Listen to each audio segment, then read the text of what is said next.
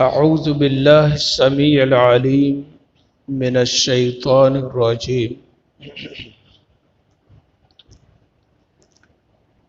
قال کہا اس فرعون نے آمنتم لہ تم اس پر ایمان لے آئے ہو قبل ان آذن لکم قبل اس کے کہ میں تمہیں اجازت دوں انہو بے شک وہ لکبیرکم الذی تمہارا بڑا ہے الذی علمکم السحر جس نے تمہیں جادو سکھایا ہے فلسوف تعلمون پس ان قریب تمہیں پتہ چل جائے گا لأقطعن ایدیکم لازمی میں کاٹوں گا تمہارے ہاتھوں کو وارجلکم اور تمہاری ٹانگوں کو من خلاف مختلف سائڈ سے وَلَأُصَلِّبَنَّكُمْ اور میں تمہیں سولی دوں گا اجمعین سب کو۔ پیچھے آپ پڑھ چکے ہیں کہ فرعون نے خود جادوگروں کو بلایا، خود ان کے لیے انعام رکھا اور خود ہی پوری قوم کے اندر جو ہے نا اپنے جتنے بھی چیلے تھے ان کو دوڑایا کہ ساری قوم کو ایک میدان میں جمع کرو۔ تو یہ سب کچھ کرنے والا فرعون ہی تھا۔ کیا اس لیے تھا کہ موسیٰ علیہ السلام کے مقابلے کے لیے جو جادوگر لائیں گے، جادوگر جیت جائیں گے، موسیٰ علیہ السلام ہار جائیں گے، تو سب کے سامنے موسیٰ علیہ السلام کی دعوت کو ٹھکرا دیا جائے گا۔ لیکن میں نے اس دن عرض کیا تھا کہ دنیا کے اوپر اللہ کا دشمن کچھ اور سوچتا ہے، اور جس کام کے لیے وہ دنیا کے سامنے میلہ لگاتا ہے، اکٹھ کرتا ہے، اللہ تعالی ان دنیا والوں کے سامنے اسی فرعون کو ذلیل و رسوا کر دیتا ہے سب کی نظروں میں۔ جب بھی کسی ظالم نے اللہ کے دین کو مٹانے کے لیے یا اس سے نفرت دلانے کے لیے یا لوگوں کے اندر اس کو نیچا دکھانے کے لیے کوشش کی ہے، اللہ تعالیٰ کا یہ نظام ہے کہ اللہ تعالیٰ نے سب کے سامنے اس کو رسوا کیا ہے، ذلیل کیا ہے اور اپنے عذاب کے اندر مبتلا کیا۔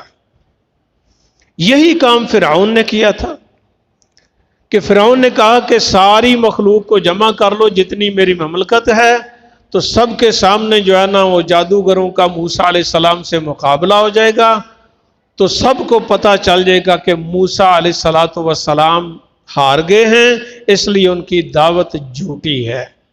لیکن ایسا نہ ہو سکا۔ موسیٰ علیہ السلام کے پاس جادو نہیں تھا، معجزہ تھا، اور معجزے اور جادو کے اندر فرق ہوتا ہے۔ تو جب موسیٰ علیہ السلام نے اللہ کا معجزہ دکھلایا تو وہ جادو سارے کا سارا جو ہے نا وہ ختم ہو گیا۔ جب جادو ختم ہو گیا تو موسیٰ علیہ السلام کا معجزہ سب کے سامنے ظاہر ہو گیا، تو جتنے ماہر جادوگر تھے ان کو یہ پتا تھا کہ جادو ہوتا کیا ہے، کیونکہ ماہر تھے۔ تو جب ان کو پتا تھا تو ان کو یقین آ گیا کہ موسیٰ علیہ السلام نے جو کیا ہے نا وہ جادو نہیں ہے۔ اس لیے انہوں نے فوری طور پر کلمہ پڑھ لیا۔ اس کی وجہ یہ تھی کہ وہ جانتے تھے کہ موسیٰ علیہ السلام نے جو کیا ہے وہ جادو نہیں ہے۔ باقی لوگوں کو تو ممکن ہے شک ہو، لیکن ایک بندہ ایک چیز کا ماہر ہے تو اس کی ایک ایک حرکت کا اس کو پتہ ہے، جادو کے بارے میں ہر چیز کو وہ جانتا ہے۔ تو ان جادوگروں کو پتہ چل گیا کہ یہ موسیٰ علیہ السلام نے جو کیا ہے یہ جادو نہیں ہے، یہ اللہ کی طرف سے معجزہ ہے، تو انہوں نے کوئی دیر نہیں کی، اسی وقت انہوں نے موسیٰ علیہ السلام کے دین کو قبول کر لیا۔ قبول کرنے کے بعد یہ اس کی دھمکی ہے فرعون کی، جو آیت میں نے آپ کے سامنے پڑھی ہے۔ قال، اس فرعون نے کہا، آمنتم لہ قبل ان آذن لکم، میں نے تمہیں اجازت بھی نہیں دی تو آپ سب نے جو ہے نا وہ موسیٰ علیہ السلام کے دین کو قبول کر لیا ہے۔ یہ پہلی شکست کا اعتراف ہے فرعون کی زبان سے۔ بات سمجھ آئی ہے کہ وہ لوگوں کے سامنے اب یہ ظاہر کرنا چاہتا ہے کہ مقابلہ تو ہو گیا، لیکن مقابلے کا جو نتیجہ ہے وہ تو سامنے ابھی میں نے رکھا ہی نہیں ہے۔ مقابلہ تو میں کروا رہا ہوں نا، تو نتیجہ تو میں نے سامنے ہی نہیں رکھا۔ تو آپ نے صرف مقابلہ دیکھ کر جو ہے نا وہ موسیٰ علیہ السلام کے ساتھ ایمان لے آئے ہو، یہ کون سی سمجھداری ہے؟ اس کو پتا تھا کہ یہ جادوگر تو جو ہیں یہ سارے کے سارے جانتے ہیں کہ جادو کیا ہے، معجزہ کیا ہے۔ یہ تو موسیٰ علیہ السلام کے ساتھ مل گئے، کم از کم عوام جو ہے وہ تو بچ جائے۔ سمجھ آئیے نا، وہ پنجابی میں کہتے ہیں نا اردو میں کہ بھاگتے چور کی لنگوٹی صحیح۔ پتا تھا کہ سب کچھ چھنتا جا رہا، ابھی میرے ہاتھ میں کچھ نہیں رہے گا، تو وہ مایوس ہو گیا کہ جادوگروں میں سے تو کوئی بھی میرے پاس نہیں رہا، یہ تو سارے کے سارے مل گئے موسیٰ علیہ السلام کے ساتھ۔ تو اپنی قوم کو سمجھانے کے لیے جادوگروں کے اوپر پریشر ڈال رہا ہے کہ میری اجازت کے بغیر ہی تم نے ایمان کو قبول کر لیا۔ اس کے بعد کیا کہتے ہیں، اِنَّهُ لَكَبِيرُكُمُ الَّذِي عَلَّمَكُمُ السِّحْرَ، یہ اپنی عوام کو سنا رہا ہے، کہتا ہے جادوگروں کو کہ یہ تمہارا وہ بڑا ہے جس نے تمہیں جادو سکھلایا ہے۔ اب تھوڑا سا غور کرو، کیا فرعون کو پتا نہیں تھا کہ موسیٰ علیہ السلام مدین میں رہتے ہیں، ادھر نہیں ہے؟ پتا تھا نا، بھاگ گئے ہیں مصر سے۔ جب موسیٰ علیہ السلام نے قتل کیا تھا تو قتل کر کے بھاگ گئے تھے، وہ تو وہاں پر موجود ہی نہیں تھے۔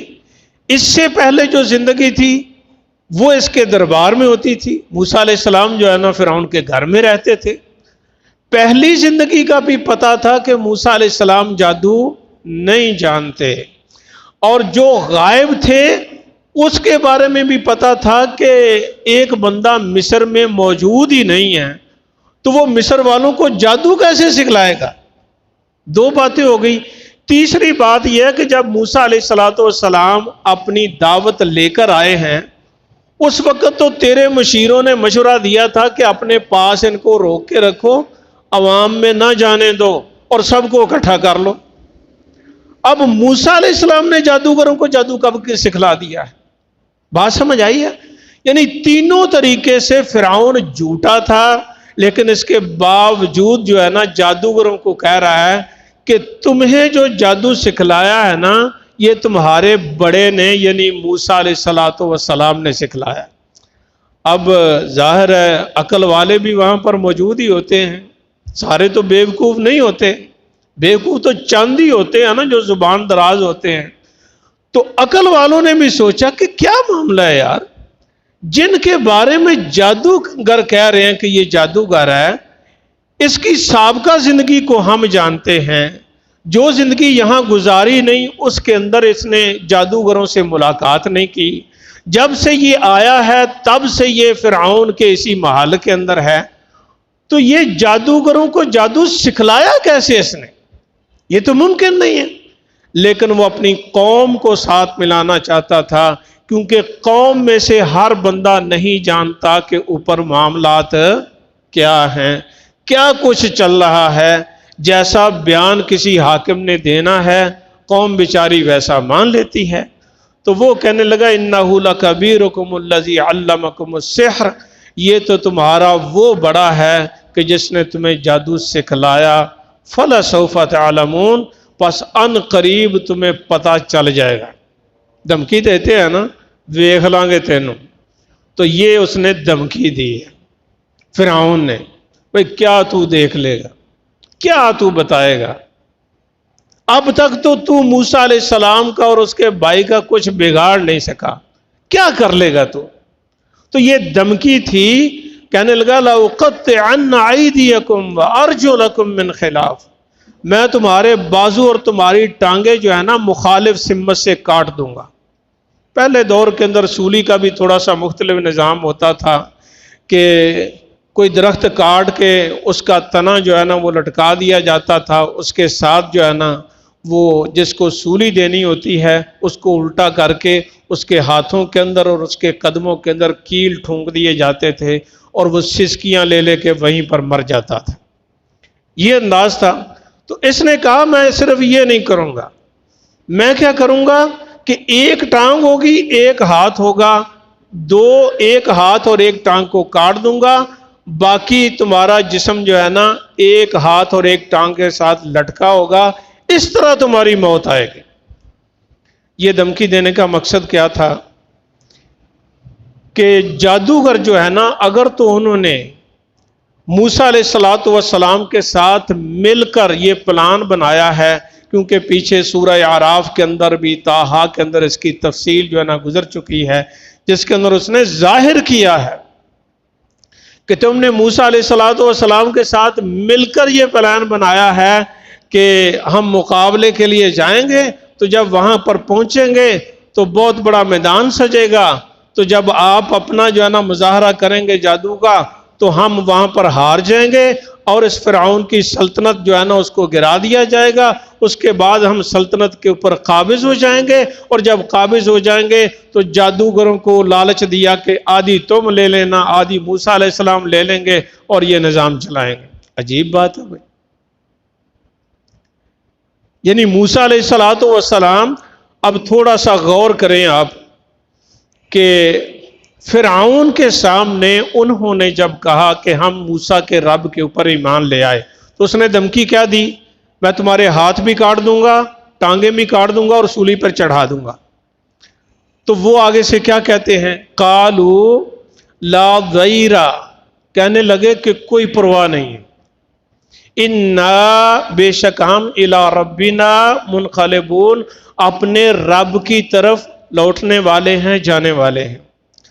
اب جس کو موت سامنے نظر آ رہی ہے وہ کہہ رہا نا سولی چڑھاؤں گا، تمہارے ہاتھ بھی بازو بھی اور جو ہے نا ٹانگیں بھی کاٹ دوں گا، ان کو موت سامنے نظر آ رہی ہے، اس کے باوجود کہتے ہیں ہمیں کوئی پرواہ نہیں، ہمیں کوئی پرواہ نہیں ہے، یعنی جو کچھ تو کرنا چاہتا ہے نا کر لے، جو کچھ تو کرنا چاہتا ہے، ہمیں کوئی پرواہ نہیں ہے۔ سب سے بڑا کام یہ ہوگا کہ ہم اپنے رب کی طرف چلے جائیں گے، یعنی کل بھی جانا تھا آج چلے جائیں۔ یہ تو خوشی کی بات ہے نا کہ ہم شہادت کی موت لے کر چلے جائیں گے۔ تو اگر تو یہ کام کرنا چاہتا ہے، سولی پر چڑھانا چاہتا ہے نا تو چڑھا لے۔ یعنی ان کا یہ ڈر اور خوف اور خطرہ جو ہے نا ان سے ٹل گیا۔ یہاں پر ایک بات سمجھنے والی ہے کہ جس بندے کا اپنے رب کے ساتھ رابطہ ہو جائے، دنیا کی بڑی سے بڑی طاقتور قوم سے بھی وہ نہیں ڈرتا۔ ان کو پتا تھا نا کہ جس کے دربار میں کھڑے ہیں یہ کیا حشر کرنے والا، پتا تھا سارا، لیکن اس کے باوجود جب کلمہ پڑھ لیا نا تو اس کے بعد سارا ہی ڈر ختم ہو گیا۔ نہیں بھائی، جو کرنا چاہتا ہے تو کر لے، فَقْضِ أَنْتَ مَا قَضَيْتَ، جو تو نے کرنا نا وہ کر لے، پیچھے اس کا قصہ گزر چکا ہے۔ تو وہ کیا کر سکتا؟ زیادہ سے زیادہ مار ہی سکتا تھا نا۔ انہوں نے کہا لا ضیر، کوئی پرواہ نہیں ہے، انا الی ربنا منقلبون، ہم اپنے رب کی طرف جانے والے ہیں۔ انا نطمع، کہنے لگے ہمیں تو یہ لالچ ہے، چھوٹی بات نہیں ہے یہ، کہنے لگے انا نطمع، بے شک ہم تو لالچ کرتے ہیں، طمع کرتے ہیں، یغفر لنا ربنا، کہ ہمارا رب جو ہے نا ہمیں بخش دے خطایانا، ہمارے گناہوں کو، غلطیوں کو، ان کننا اول المؤمنین، یہ کہ ہم تو سب سے پہلے مومن ہوئے ہیں۔ یعنی موسیٰ علیہ السلام کے معجزے کو دیکھ کر موسیٰ علیہ السلام کی قوم میں سے سب سے پہلے دین کنہوں نے قبول کیا؟ جادوگروں نے۔ تو وہ کہنے لگے یہ تو ہماری خواہش ہے، یہ تو ہمارا لالچ ہے کہ ہم سب سے پہلے ایمان لائے ہیں تو سب سے پہلے اللہ تعالیٰ سے جا کر مغفرت لیں گے، بخشش لیں گے. تو مار کر یہی دے گا نا ہمیں، مار دے گا تو اللہ ہمیں بخشش دے دے گا. تو ہم تو چاہتے ہی یہ ہیں کہ تو ہمیں قتل کر دے، یہ شہادت کی وجہ سے اللہ تعالیٰ ہمیں جنت دے دے گا. رسول اللہ صلی اللہ علیہ وسلم کی وہ حدیث بھی ہے نا کہ شہید بندہ جو ہے نا، اس کا خون کا قطرہ زمین پر بعد میں گرتا ہے، اللہ اس کی زندگی کے گناہوں کو معاف کر دیتا ہے. تو یہ وہ شہید ہے کہ جس کو شہادت کے وقت ہی اللہ تعالیٰ اس کو جنت میں اس کا محل دکھلا دیتے ہیں. تو ان کو تو خوشی تھی، وہ لالچ کر رہے تھے کہ یہ کسی طریقے سے جو کرنا چاہتا ہے نا کر لے، ہمیں یہ لالچ ہے کہ ہمارا رب ہمیں معاف کر دے گا، ہمارے گناہوں کو معاف کر دے. اس سے پہلے جو جادو کا کام کرتے رہے وہ معاف ہو جائے گا، شرک کے اوپر مبنی عقیدہ تھا وہ معاف ہو جائے گا. کہنے لگے ہمیں کوئی پرواہ نہیں ہے، انا نطمع، ہم طمع کرتے ہیں، لالچ کرتے ہیں، ان یغفر لنا ربنا، کہ ہمارا رب ہمیں معاف کر دے خطایانا، ہماری خطایا کو، غلطیوں کو، ان کننا اول المؤمنین، یہ کہ ہم سب سے پہلے ایمان لانے والے. جزاک